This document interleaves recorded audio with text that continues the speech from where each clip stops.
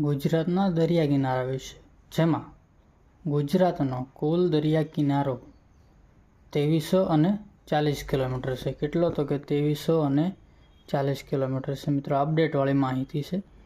જેમાં સૌરાષ્ટ્રમાં સૌથી વધુ દરિયા કિનારો ક્યાં? તો કે દ્વારકામાં.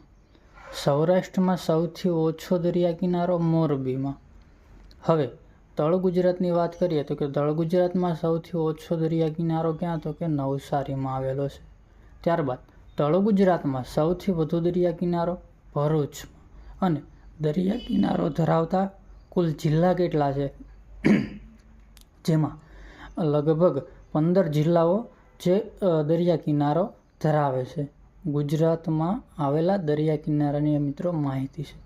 હવે તમારે એક કોમેન્ટ કરવાની છે, જેમાં સૌથી વધારે કયો જિલ્લો દરિયા કિનારો ધરાવે છે તેની મિત્રો કોમેન્ટ કરવાની છે.